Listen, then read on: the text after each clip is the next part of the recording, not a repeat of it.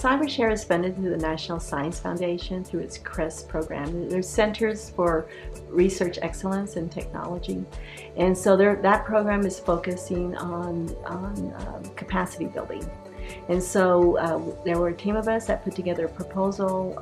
It was myself, Vladik Krinovich, Aaron Velasco, and Craig Tweedy, and Leticia Velasquez. So the center is focused on interdisciplinary research. We have 3 sub-projects that are focused on climate change, one on 3D modeling of Earth structures, and the other one on using semantic technologies to build interdisciplinary teams. So our expertise is on interdisciplinary research and building a cyber infrastructure that can support people who are working across disciplines. Well, what we have found, and the big challenge is communication.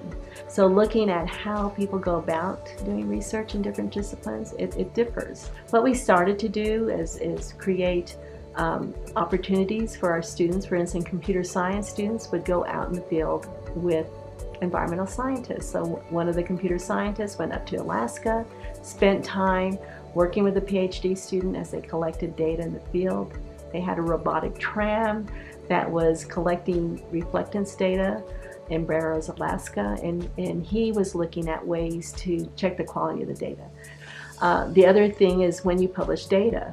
So we found out that you just don't take data from a geologist or one of the students, because this is their body of work and it should not be published someplace else before it goes to a journal. So we really focus a lot on cooperative team skills, and those are they're the 5 set of skills that how you work in a team. So just knowing how to work in teams and doing that in a deliberate manner that students understand, I think is extremely important. Students will give us feedback when they go through this. It's like, okay, I didn't understand that there's really that there are particular skills you need to be practicing, and that active listening and participation, and being able to how you give constructive critique, because we work a lot on, okay, if you're going to critique someone, how do you do that in a constructive manner that helps the person accept what you're telling them.